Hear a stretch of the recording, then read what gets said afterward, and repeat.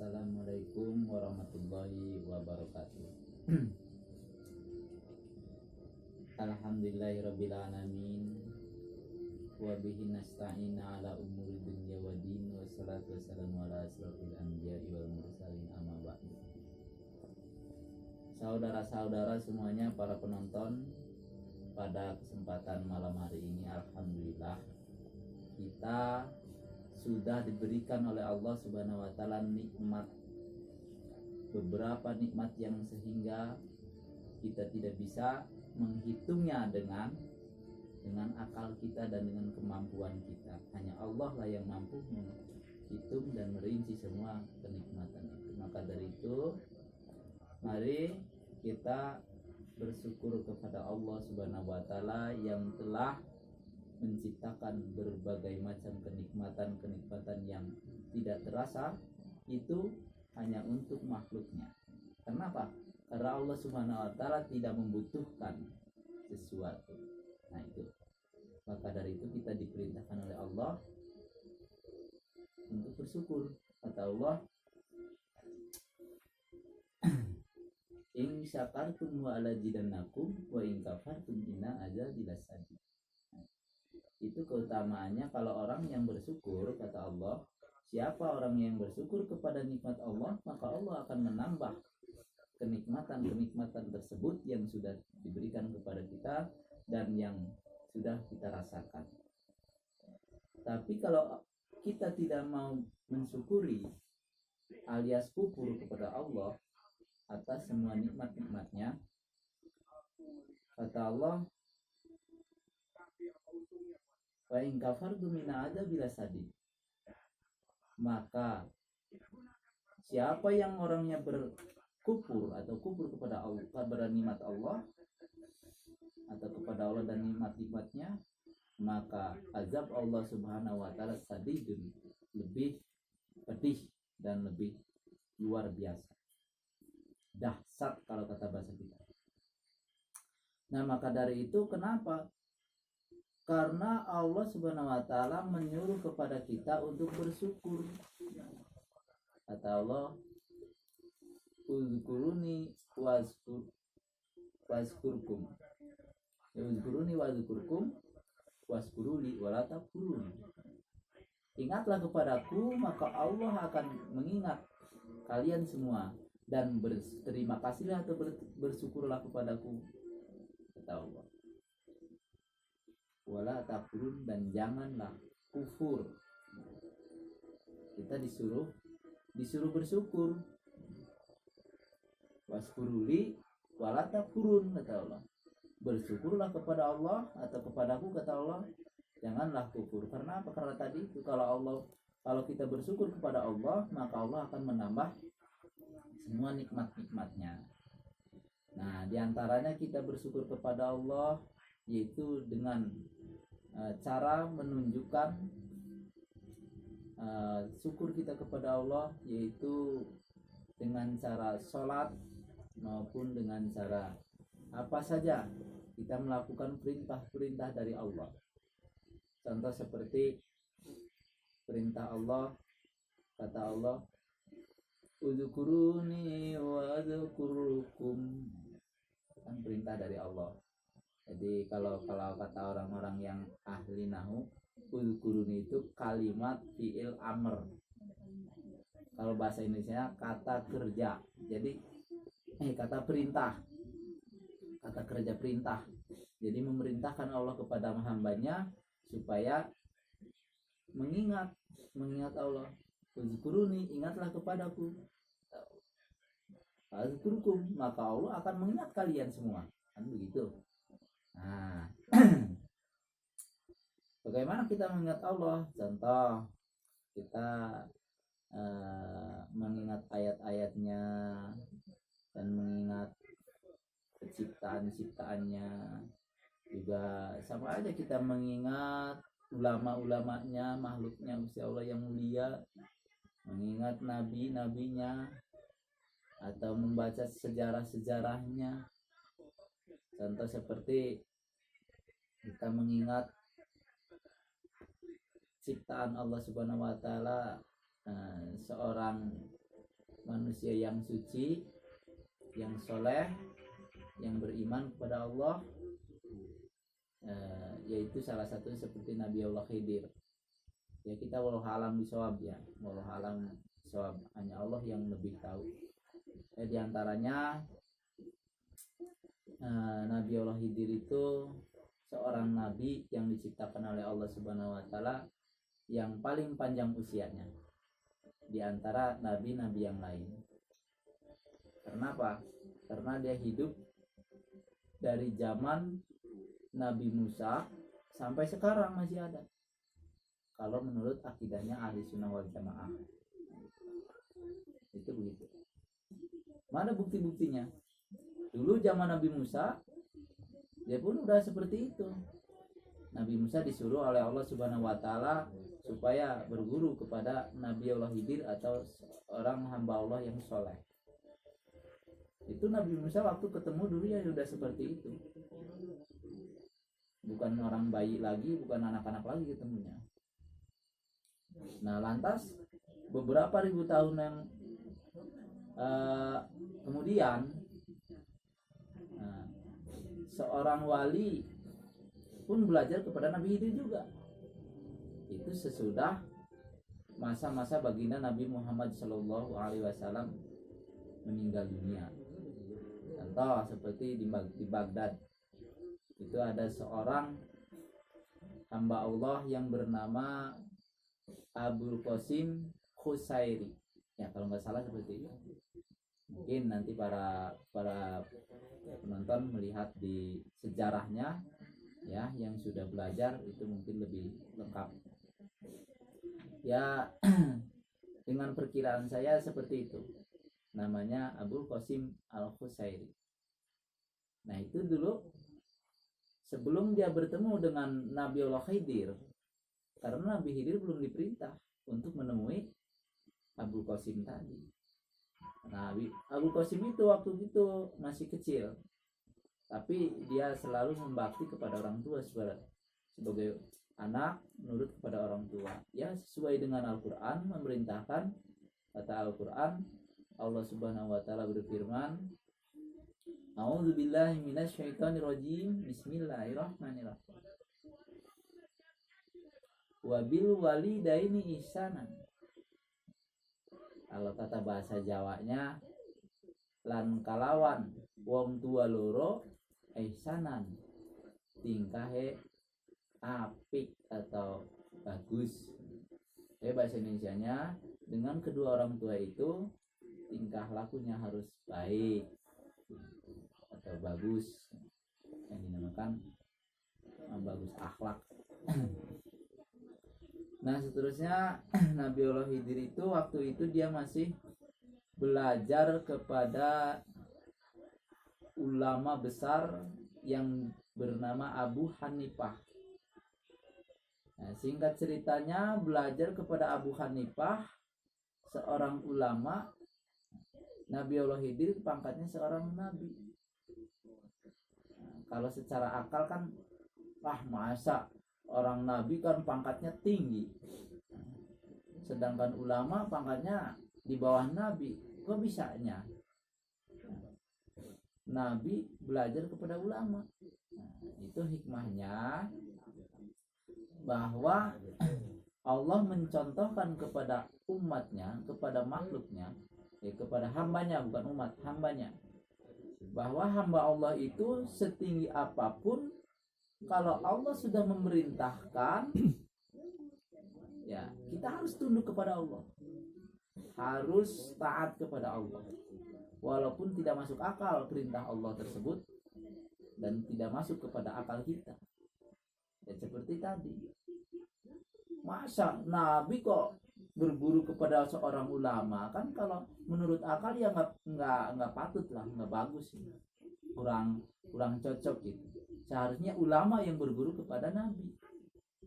Nah, tapi di situ karena ada perintah Allah, nah namanya orang soleh itu ya harus taat apa yang diperintahkan oleh Allah. Nah, jadi belajar kepada ulama yang namanya Abu Hanifah itu kalau nggak salah selama 25 tahun sebelum Abu Hanifah meninggal dunia.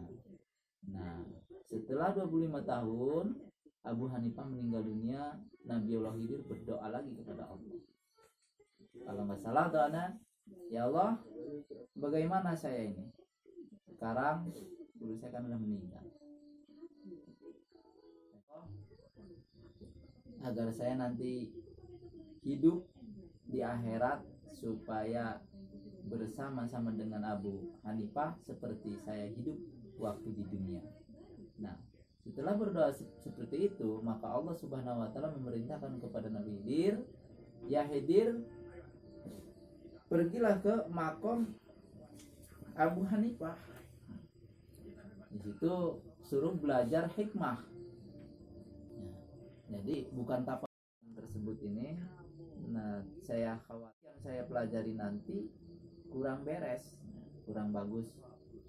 Maka dari itu dia bilang kepada temannya, "Hai temanku, aku mau pulang dulu, mau ganti baju, kamu duluan aja ke sana, ke negeri Bukhara. Nanti saya menyusul."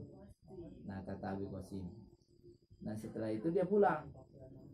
Pas pulang di perjalanan, Nabi Allah Khidir mendatangi dia, mendatangi itu tadi Abi Qasim Al-Qusairi. "Ya Abi Qasim," kata Nabi Khidir, ya kalau nggak salah seperti itu, "pulanglah kamu karena ibumu sudah menunggu di depan rumah, atau menunggu kamu selalu di depan rumah." Kalau nggak salah seperti itu. Akhirnya Abi Qasim bingung, siapa ini? Anda siapa ini? "Saya Khidir, dan kamu katanya harus pulang ke rumah karena ibumu selalu menunggu kamu di depan rumah."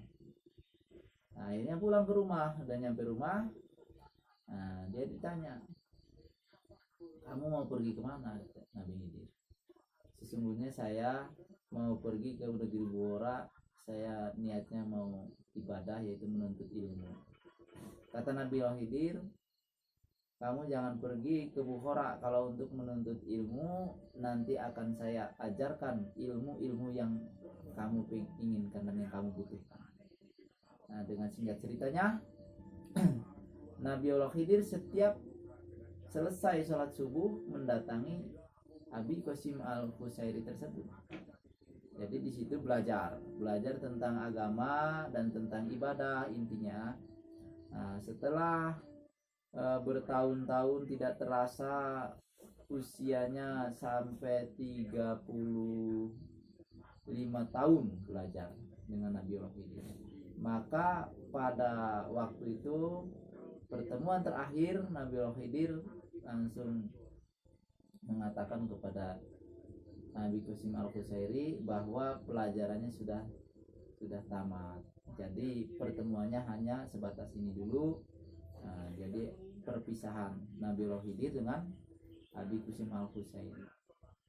Setelah itu dia mengamalkan ilmunya yang tadi belajar dari Nabi Khidir atau gurunya seorang Nabi Khidir. Belajar terus dia amalkan, akhirnya dia sampai bisa menciptakan karya tulis, yaitu kitab.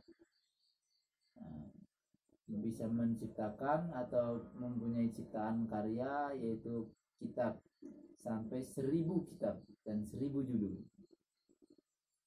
Nah, kitab tersebut ditulis selama 40 hari kalau nggak salah seperti itu. Nah, itulah ulama Allah yang sangat jenius dan diberi kemuliaan, keutamaan oleh Allah Subhanahu wa taala dan kelebihan oleh Allah Subhanahu wa taala, sehingga dia bisa menciptakan karya tulis, yaitu kitab 1000 judul dan 1000 kitab. Itulah ulamanya satu yang bernama Al-Qasim Al-Qusairi, orang Baghdad, yang mana kitab tersebut dimasukin ke dalam peti, yaitu ditutup rapi, dan dia menyuruh muridnya, karena dia itu sudah mengamalkan ilmunya, dia sudah punya murid seorang anak-anak ajar, ya di situ menyuruh, kata beliau, kata Abi Qasim, hai muridku, ini kotak ini bawa ke tepi sungai, nanti nyampe sana kamu lepaskan ke sungai. Nah akhirnya si muridnya itu patuh kepada gurunya, iya baik guru. Setelah itu nyampe perjalanan, muridnya itu merasa, nah apa ini dalamnya ya, saya penasaran banget nih. Nah kira-kira seperti itu. Nah sudah itu akhirnya si muridnya itu belok, nggak langsung ke sungai, dia bawa ke rumahnya peti tersebut. Akhirnya nyampe rumahnya, dibuka, apa dalamnya ternyata kitab.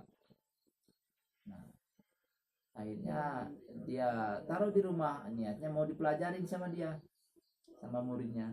Nah dari itu dia kembalilah ke pondokan atau ke surau. Nah di situ ketemu sama Abi Qasim Al-Qusairi. Dia ditanya, hai muridku, bagaimanakah? Bagaimana sudah dimasukin? Udah guru. Bohong kamu itu, kata guru, kata Abi Qasim. Kamu jangan dusta. Kamu itu sebetulnya tidak ke sungai. Benar, kata muridnya, saya sudah ke sungai dan saya sudah masukkan ke sungai itu kotak tersebut. Akhirnya Abi Qasim bertanya, kalau betul-betul kamu sudah ke sungai, saya tanya, kamu menemukan apa di sungai? Akhirnya bingung. Nah dari situlah dia akhirnya malu. Kata Abi Qasim, pulang, ambil lagi itu petinya dan masukkan ke sungai. Nah singkat ceritanya, akhirnya muridnya pergilah ke rumahnya. Nah dari situ terus pergi ke rumahnya. Setelah nyampe rumah, diambil peti tersebut, dibawa ke sungai. Nyampe sungai, langsung dimasukkan. Tiba-tiba ada tangan yang menerima peti tersebut. Nah itu akhirnya akhirnya setelah dimasukkan ke itu, ada yang menerima, dia pulang lagi. Nah setelah pulang ke surau tersebut, dia dikasih peringatan sama gurunya yang namanya Abi Qasim. Kata Abi Qasim, hai muridku, apa yang kamu temukan di sungai? Ya guru, saya menemukan tangan. Jadi peti tersebut ada yang menerima, yaitu berbentuk tangan. Nah, akhirnya bingung kan? Bingung si muridnya itu bingung, sehingga Abi Qasim Al-Qusairi menerangkan, sekarang begini muridku, kamu harus ketahui maksud aku menyampaikan atau menyuruh kamu menaruh peti tersebut. Kamu harus tahu apa maksudnya. Nah, muridnya akhirnya bingung kan, apa ya? Nah, sekarang begini, peti tersebut itu di dalamnya ada kitab, dan kitab itu sengaja aku ciptakan, kata Al-Qusairi atau Abi Qasim. Maksudnya itu kitab tersebut nanti di yaumil akhir, di hari-hari terakhir, itu akan muncul seorang nabi yang diturunkan lagi ke bumi, namanya Nabi Isa alaihissalam, putranya Siti Maryam, dan seorang ulama wali yang bernama Imam Mahdi. Nah di situ waktu itu nanti sudah tidak ada lagi pelajaran Islam dan tidak ada lagi kitab-kitab Islam, baik itu kitab Al-Quran dan yang lain-lainnya. Jadi bagaimana? Susah orang untuk mempelajari Islam karena sudah tidak ada lagi manusia yang peduli dengan Islam. Maka dari itu nanti Allah akan memberikannya kepada Isa. Nah, setelah itu nanti Nabi Isa alaihissalam menyampaikan kembali syariat-syariatnya, syariat Islam yang diajarkan oleh baginda Nabi Muhammad SAW dengan media kitab-kitab yang diciptakan, yang dikaryakan, yang karyanya Abi Qasim tersebut tadi. Dari itulah nanti Islam akan berjalan lagi selama 40 tahun kalau nggak salah. Nah, di situ yang memimpinnya Nabi Allah Isa alaihissalam. Nah, dari situ nanti akan dipimpin seorang nabi dan seorang ulama mengajarkan Islam yang sebenar-benarnya lagi, yang diajarkan oleh baginda Nabi Muhammad SAW.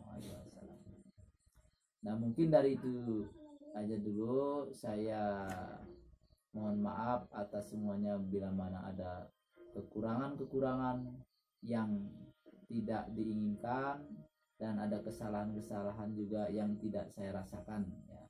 Karena namanya manusia itu, kata